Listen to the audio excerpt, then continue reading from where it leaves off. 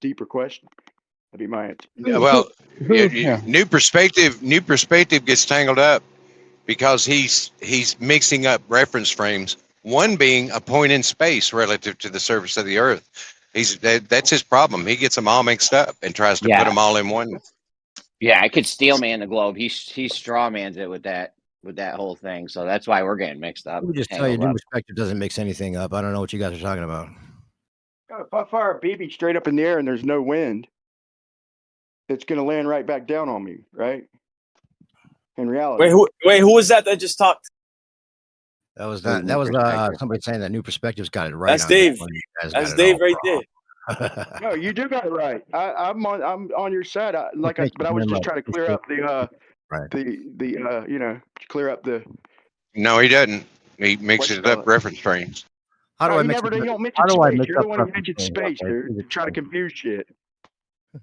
Please explain. You made an accusation. I'd like to hear the details of that accusation, please. Left Lane, go ahead. I mean, it's obvious. We've talked about it so much, and every time I'm like, dude, you're mixing reference frames. That's all, and that's it. That's the end of the argument when you mix up reference frames. How am I mixing reference frames? Talking about bleeding off momentum and the plane flying east and going backwards and all that stuff. That's all talking about a reference frame from a point in space. Brian,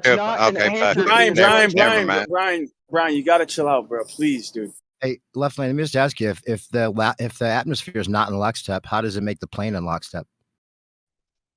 The atmosphere, and for the millionth fucking time, generally moves with the surface of the Earth. There are crosswinds. There is weather.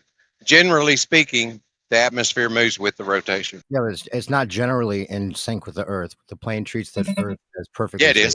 But it's not generally in sync. It is, because I take off in a crosswind sometimes. Sometimes I land with a crosswind. Sometimes there's no wind. Crosswinds are different from the Earth moving. Crosswinds and Earth moving. Brian, hold on, man. Brian, please, man. Jesus. That's cool. Tell me when I can talk. I'll back off. Tell me when I can talk. Just give these guys like 5 minutes or something. I don't know. Left Lane, crosswinds and Earth moving are two different things. Exactly. So you can't just say crosswinds. The Earth's not moving separately from the plane. Yeah. The crosswinds is what means it's not lockstep. Generally speaking, it is moving with the surface. What causes the crosswinds, according to the globe, is the atmosphere not being in sync with the Earth. No, it's weather. Weather? Okay, yeah, weather. Weather's caused by what? Yeah, high and low pressure systems, hot and cold. Okay, so nothing to do with the Earth movement? Not necessarily, except for the motions of the storms, like the hurricanes and things like that, the rotation of very large systems. That is Coriolis, but that'll confuse the whole conversation. We don't need to talk about that. Yeah, well, you do need to talk about it. Coriolis, confusing Coriolis with where we live is the problem. There's no Coriolis because we're not on a ball. There would be if we were on a ball, but there isn't a Coriolis because we're not on a ball. Well, what? Yeah, but your whole argument is about how Coriolis fucks up air flight. Airplanes don't really care about Coriolis. It's so minute that it doesn't matter. You're right. It's hidden in the wind. There is no Coriolis. His argument is the plane takes off. Hold on. His argument is the plane takes off at 500 miles per hour tangential speed, and then by the time it gets to the equator, it needs to pick that 500 up. Yep. And how long does it take to get there? Yeah, but wind's going all directions, so the atmosphere wouldn't do it anyway. Even if the atmosphere did, how long does it take to get? Make the plane in lockstep. How long does it take? The atmosphere would have to be in perfect lockstep to make the plane in perfect lockstep. And the atmosphere. That's still man your argument, Dave.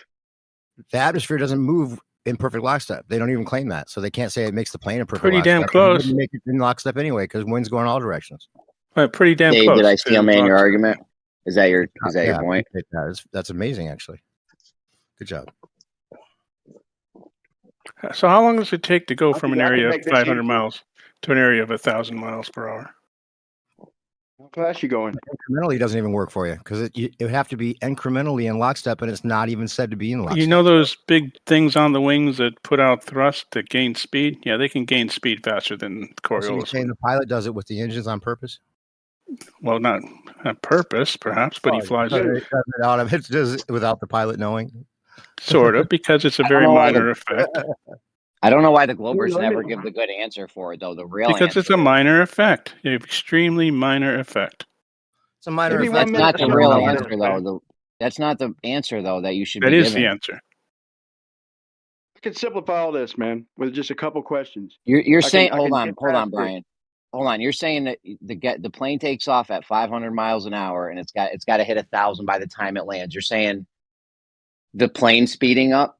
Yeah, slowly over the course of. How does that happen? God, that is not the answer. That is not what's happening. It's not the answer. Exactly what's happening. The tangential speed of the atmosphere at 500 knots is 500 knots. So the 1,000 is 1,000 knots, and the flight takes fucking hours to get there.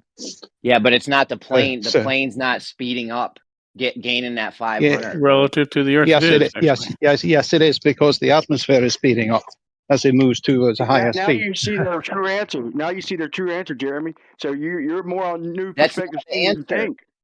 That's not Yeah, the it is. answer. It's not the planes. That's not what's doing it. That's not the real answer. The plane's not speeding up. The engines aren't going. They're not hitting the throttle, making the plane go faster. No, you don't have to. Again, it's a relatively minor effect, and it takes hours to gain these. It takes hours to do this. They just have to pick up at 500 miles an hour, but it's so minor they don't even have to do it. That's correct. Over the course of how long? Well, you'd have to actually show that they're picking up 500 miles an hour eastward tangential velocity. Well, they are, because they're maintaining their course relative to the Earth. Picking up 500 miles an hour. How long? Over how long? From the North Pole. Over what source of time? 1,000 miles an hour. Hold on, man. Hold on, Dave. We didn't hear anything you said, Dave. Say it again. If he comes from the North Pole and he picks up 1,000 miles an hour eastward tangential velocity, do you think that's something the pilot could stay unaware of? How long did it take him to do that? Well, who did it? How long did it take him to do that?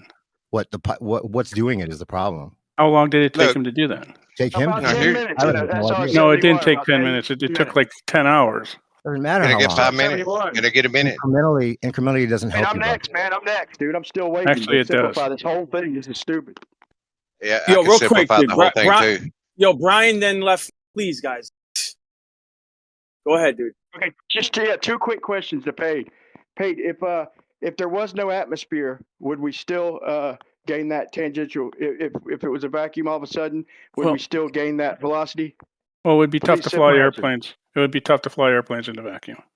Well, SR-71 could do it at 100,000 feet with Still wasn't a vacuum. 0.08 atmosphere. But my question's hypothetical. If you don't mind it, just give me a straight answer.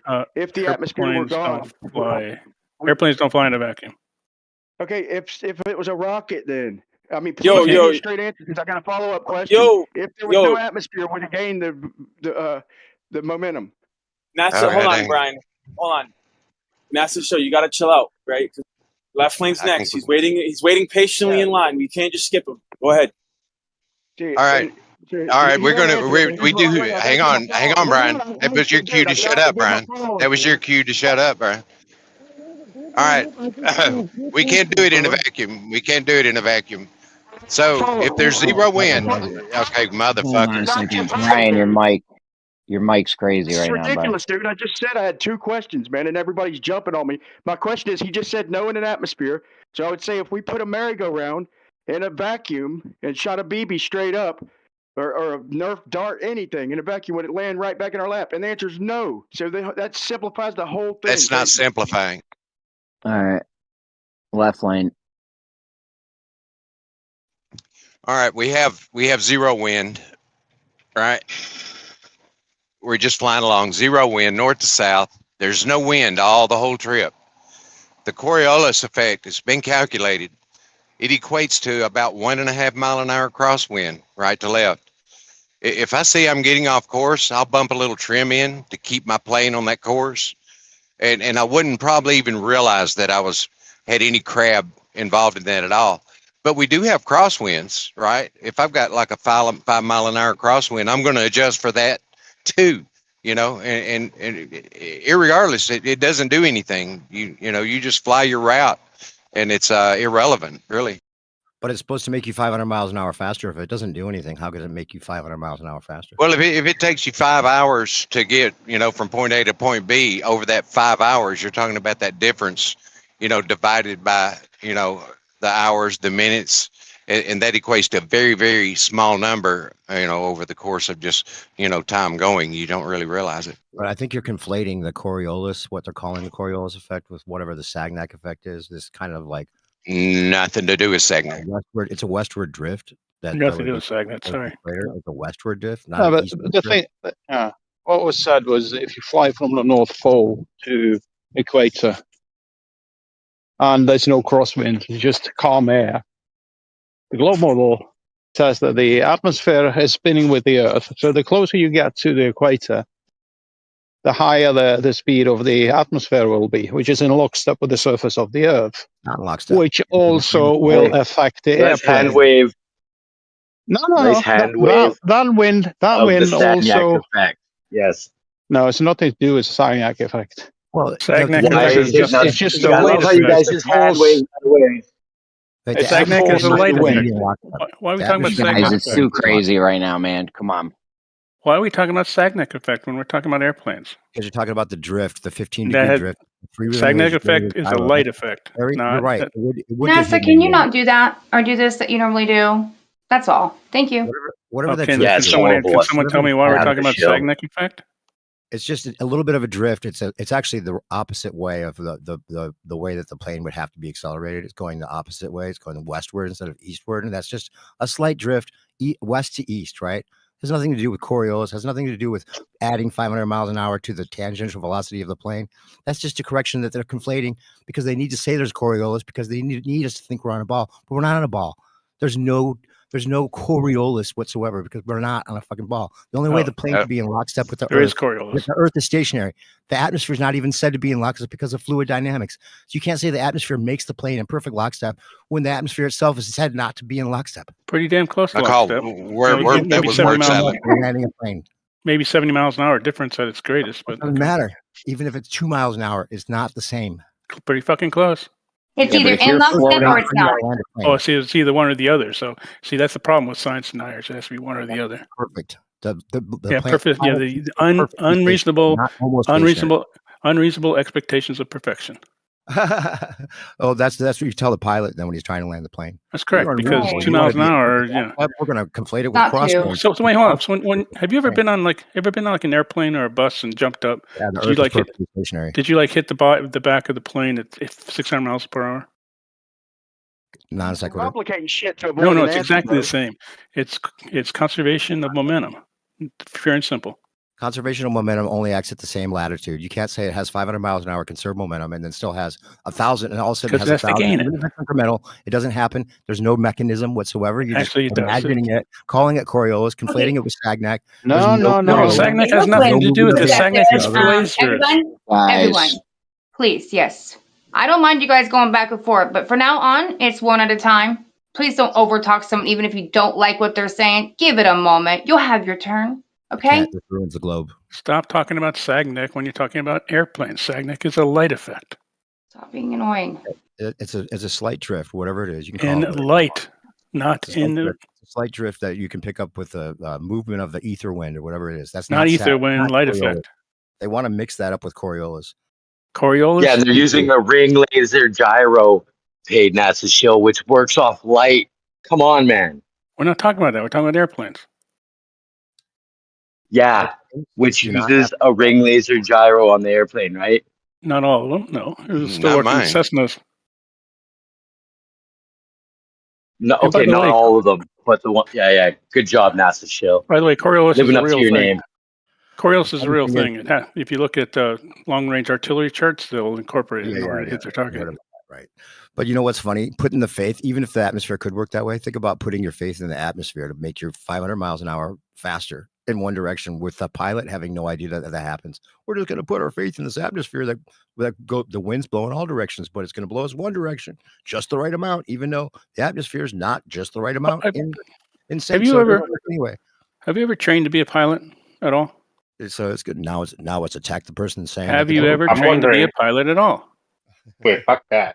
What causes the 15 degrees per hour drift of the stars?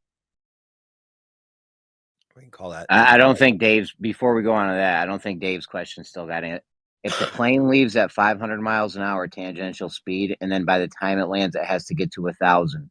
Yep. What is the mechanism that causes that plane to gain the 500 miles an hour tangential speed? You see those things, the jet engines under the wings with the propeller in the front? Yeah, that gains speed quite well. It takes them 10 hours to do that. That's not it. That's not what does it. No. That's pretty much what does it, yeah. I know the answer. I'm trying to get you guys to say. Well, please tell me the answer. Please tell me the answer. It's definitely not the engine. They're definitely not speeding up. Yeah, they are to actually. do it. Yeah, if they're headed west-southwest, that'd be backwards and sideways.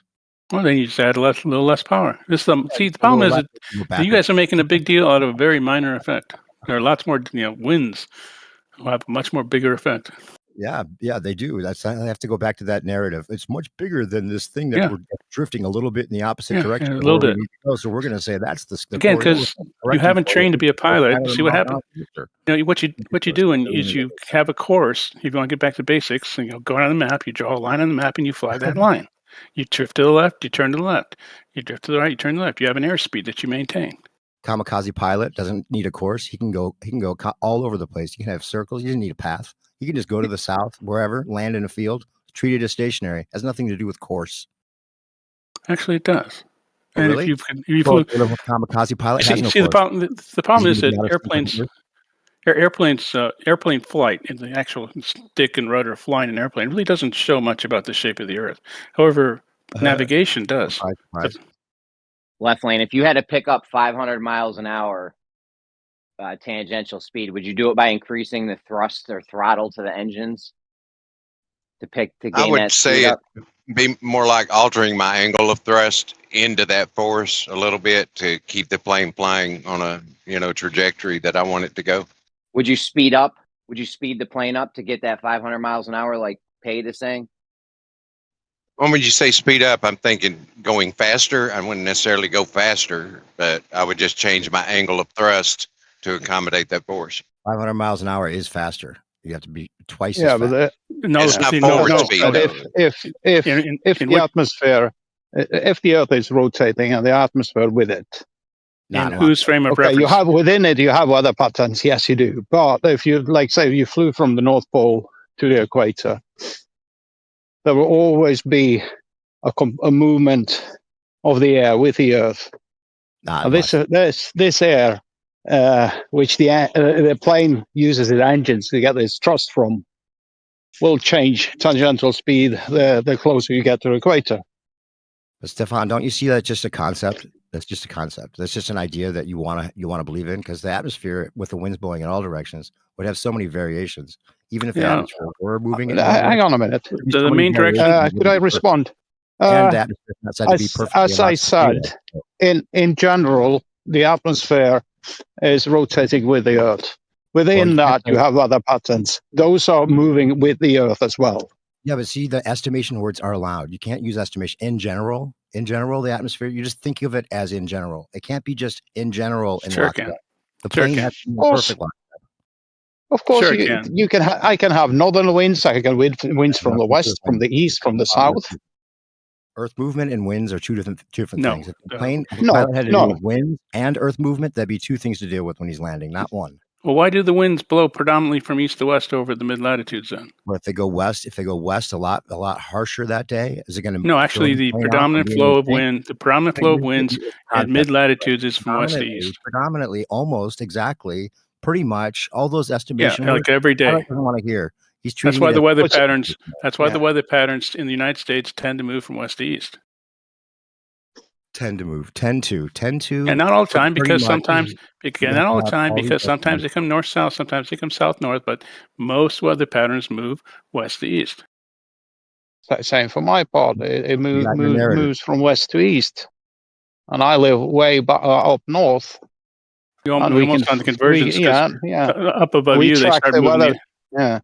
We track the weather systems like typical when you have the big storms in South America. About a week or so later, we get the residue of that, because then it's moving across the Atlantic from west to east. But so if you have a high pressure up in northern Russia, we get easterly wind. But on majority, the weather is coming from the west. Yeah, So if you take off from the North Pole going to the equator, and if the claim is that the atmosphere is moving with the Earth, then there would need no correction, right? Then there would be no Coriolis. No. If that's the claim, there would be no need. There would be no Coriolis, right? At the North Pole, like, correct? It would have to deflect. So, what type of adjustments are you making if you are claiming that Coriolis is a real thing? Because you would have Coriolis to see it, is a real thing. Stop saying we claim to be, because it's known to be a real thing. Okay, but you're also saying to answer his question though, that the atmosphere adverse effect is and the adverse is a real effect. You guys can't have it both ways, is what I'm saying. Like, either it's moving with the Earth, right? And you guys are flying over what appears to be a flat and stationary Earth, and you don't have to make any corrections because the atmosphere is just speeding you up, right? No, well, basically, yes. But remember, weather systems. So then there's no Coriolis then. No, there is Coriolis. Yeah, of course, Coriolis. There's always Coriolis. Let me explain real quick, Regis. If you have a rotating body, and then you change your tangential speed according to the road, like let's say you're going 1,000 miles an hour, and you change that, you get Coriolis. I know, but what I'm saying is, if there was Coriolis, right, and you're going from the North Pole to the equator, you're going to start dragging behind your location or your destination, right? If there's Coriolis, if there's no adjustment made, if you're claiming that the atmosphere is just moving in lockstep. Okay. There would be. Hold on a second. Stefan, I need you to go on mute when you're not talking. You got a lot of background noise kicking through. But go ahead, say your thing. No. Yeah, I mean, there's a lot of effects within it. I mean, you have the rotation of the atmosphere with the Earth. You have weather patterns, a tiny bit of Coriolis, and so on and so forth. It's not just one or the other. It's all of them combined. Give me a bunch.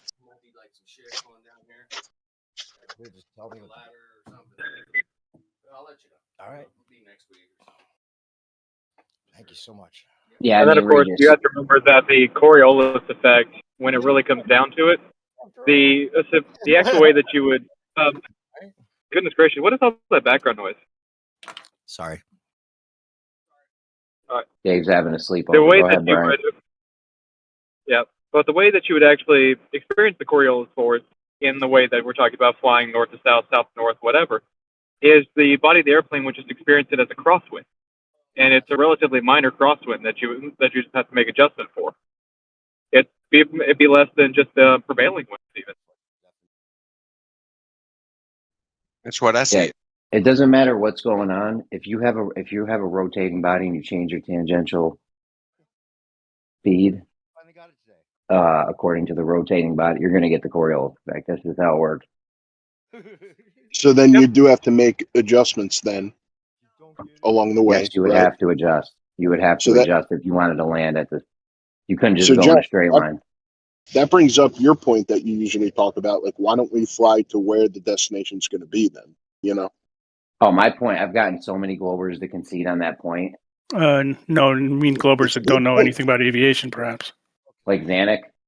Well, Zanuck actually people that don't know anything about aviation then, because Jeremy, if this was true, airlines would do this now. That's a dumb argument.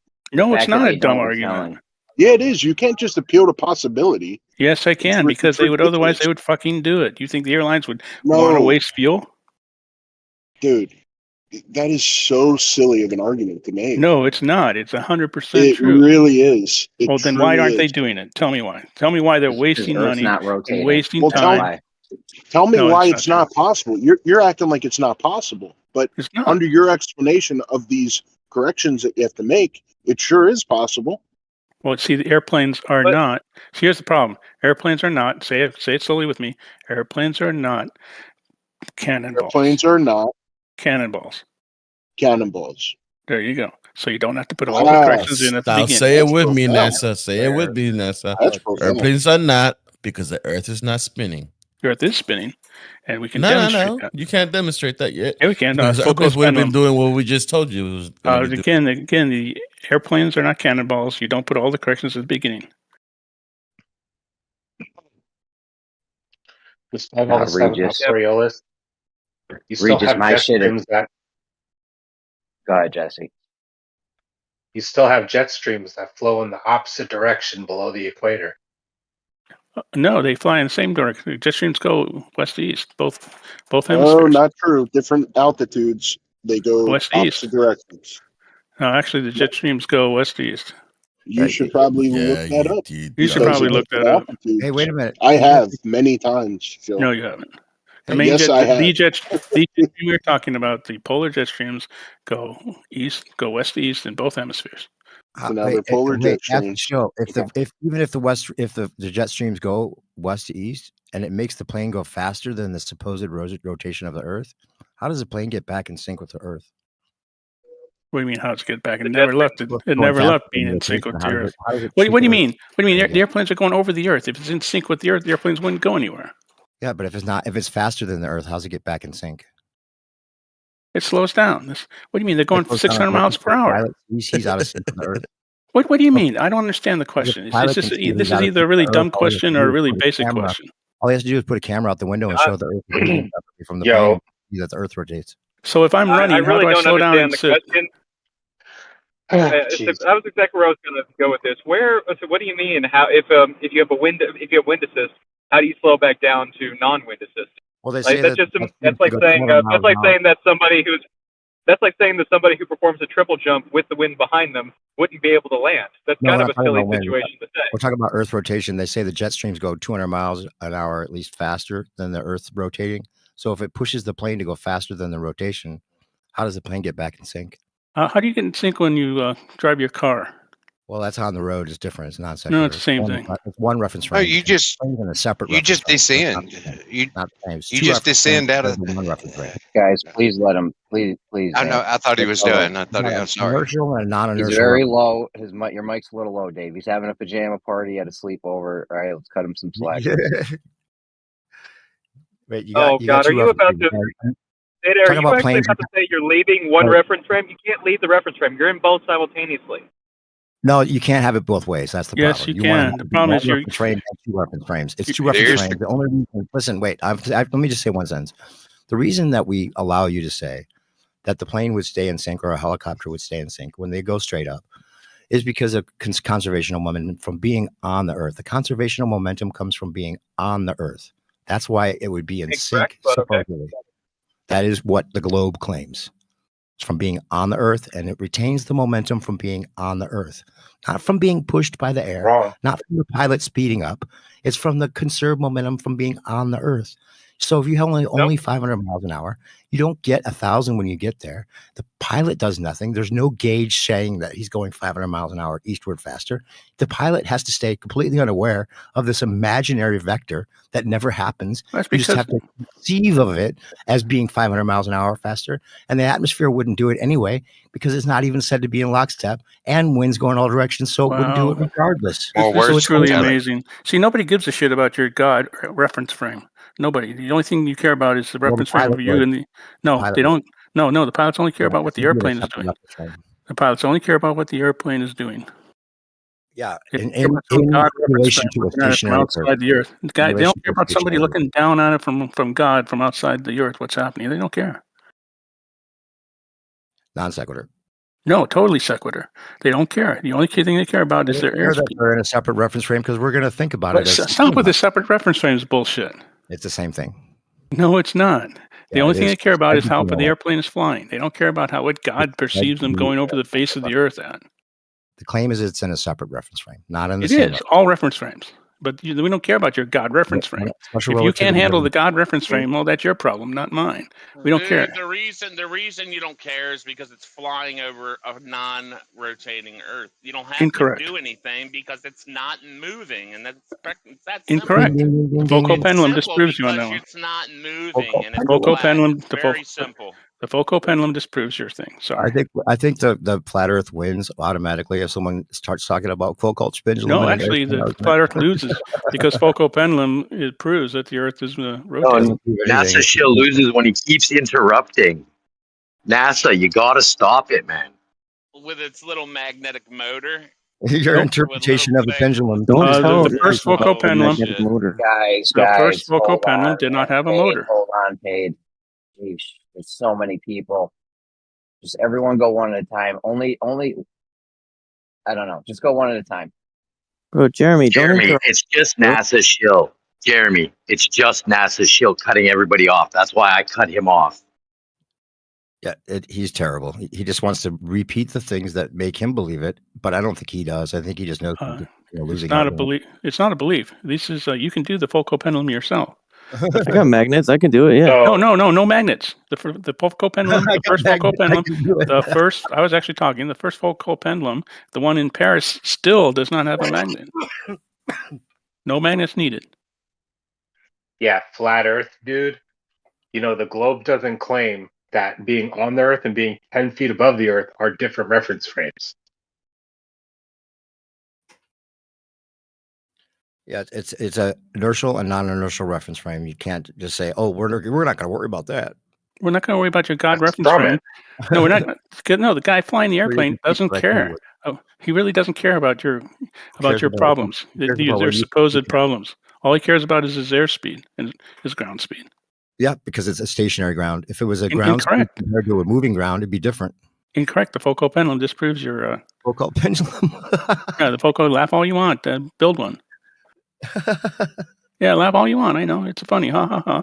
Ha ha ha. Here's something. Here's Foucault pendulum. Worst argument ever. Yeah, actually, 160-year-old mechanism that disproves that the Earth is.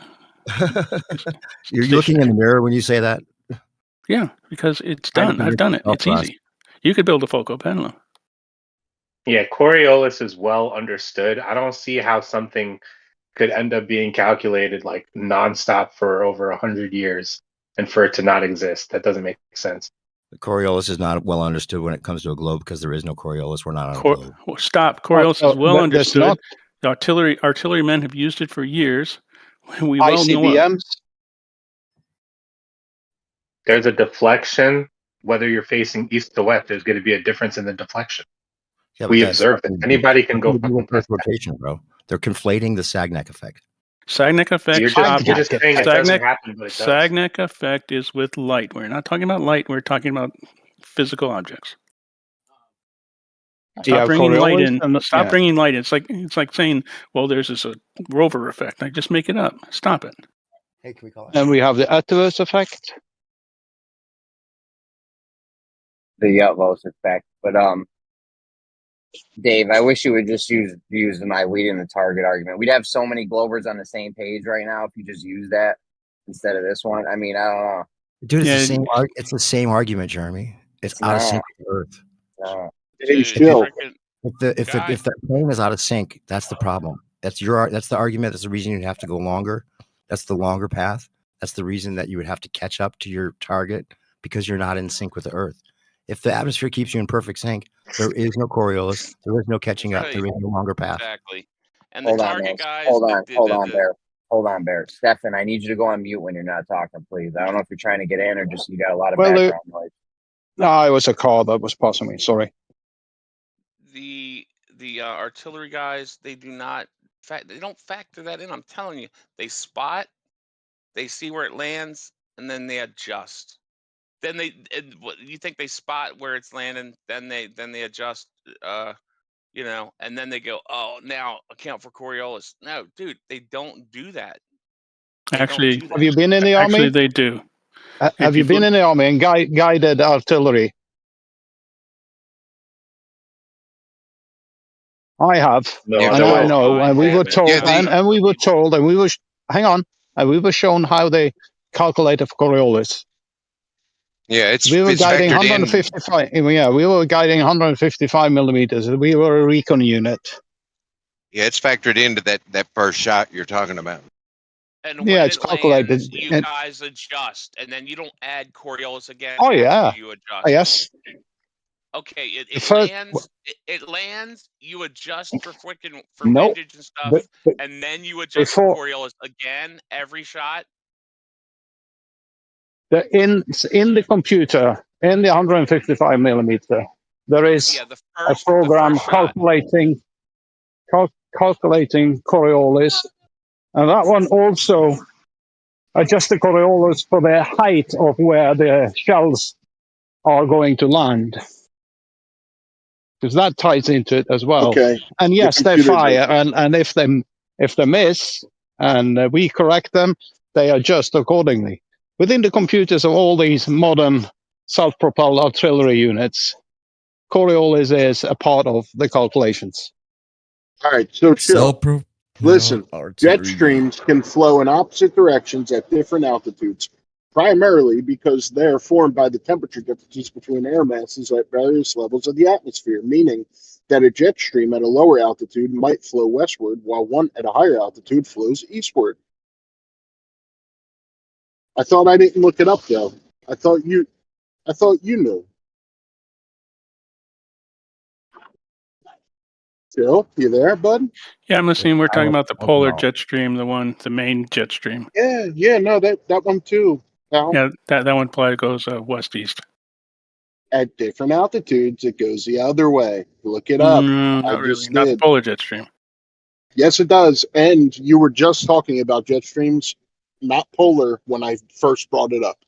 But anyway, yeah, but the polar jet streams are not something that the planes fly in, though. Usually, I don't think. No, if it comes far enough west that they start going in the European, that's where you get the 800 mile per hour ground speed that they were talking about a year ago. So that was a very southern jet stream. You're right. Most of the time they're north of that, but sometimes it goes as far south as to get into the Nats tracks. So you're gonna admit you're wrong, or you're gonna sometimes. Let's see. Oh, the jet. The easterly jets are generally in tropical regions. This isn't the jet stream we're talking about. You got to understand that it's a different thing. We were just talking jet streams, and it happens on the polar ones as well. No, the polar jet. Show me where it says the polar jet streams go easterly. Dude, you really want me to do this again? Well, give me the reference. Don't just read it to me. Give me the reference. Chill. It's so hard for you guys to admit you're wrong. Give me the reference. Don't just give me what you're reading. I'm reading from How about Wikipedia you just stop cutting them off, There's no point. You're just going to keep saying stuff. It's just what I'm you the one guys that do. brought that up. Hold on, Register, because when NASA said that all of the jet streams still flow east to west, that's correct. But in the southern hemisphere, it's the opposite direction. No, the jet streams still are west-east in the southern hemisphere. I know, but you not hear me?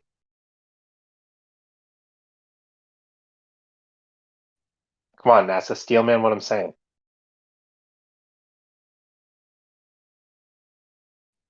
It's not the opposite cardinal direction. It's just because you're in the south, west is in the opposite direction. Oh, gotcha. Sorry. No, you're right, though. I'm just saying, these jet streams, they're flowing with that apparent rotation of the Earth.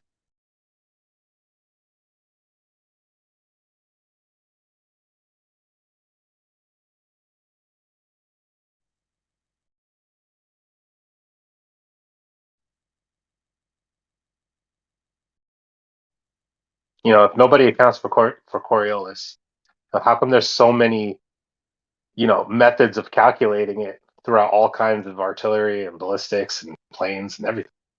Because they need us to think we're on a globe.